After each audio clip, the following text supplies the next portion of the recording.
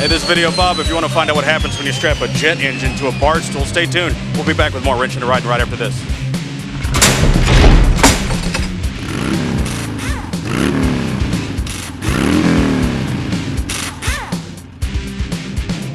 My God, Charlie, what did you do here? You strapped the jet engine to a bar stool. Yeah, it's a GT40 Garrett turbine.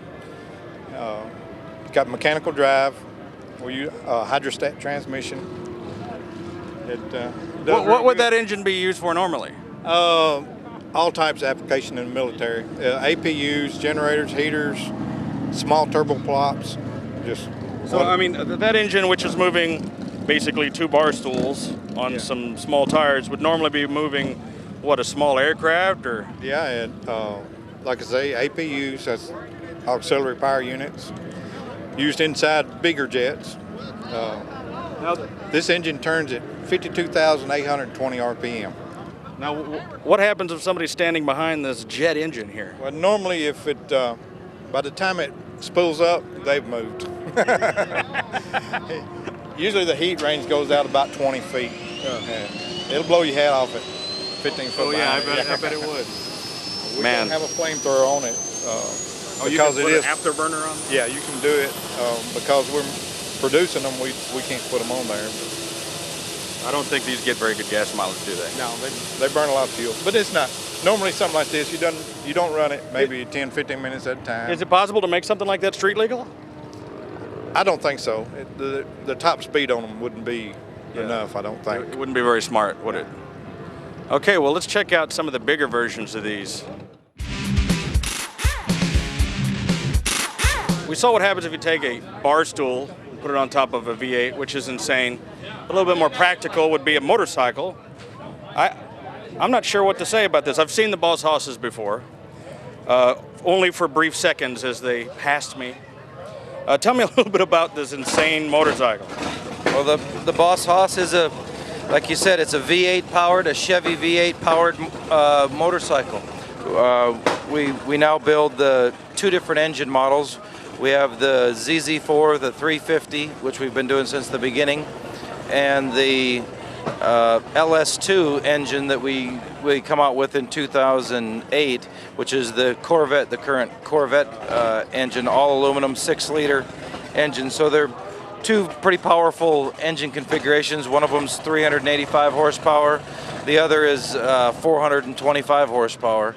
And about the LS2 in the configuration we have it is about 425 foot-pounds of torque, and the ZZ4 is 405 foot-pounds of torque. So it's about 3 to 4 times probably more powerful than any other two-wheeler that most guys have been on.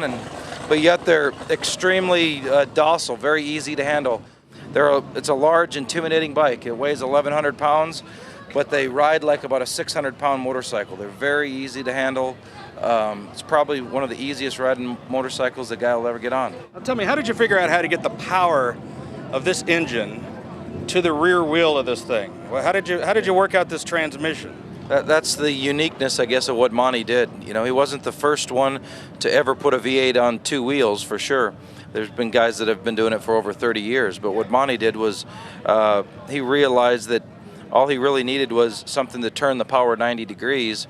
He didn't need a real complicated transmission, at least on the front end. When he first started the bike, to build his first bike, all he used was a 90-degree gearbox to turn the power, basically an in and out box. Had a manual clutch.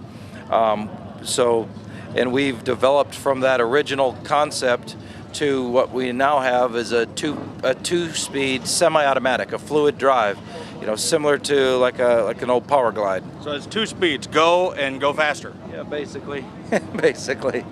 Yeah, you got drive and overdrive and reverse. All of our bikes have reverse. I guess we you also need that. Yeah, and in '98 we started building the trikes, the 3-wheelers, which using the same engines that we just spoke about, but that also uses a GM 350 hydromatic transmission, and we use a Ford 7.5-inch differential. So the whole drivetrain on the trikes is an automotive drivetrain. What is the rubber on this? Are these snow tires? What is the rear wheel back here? Well, Our factory tires are the Avon.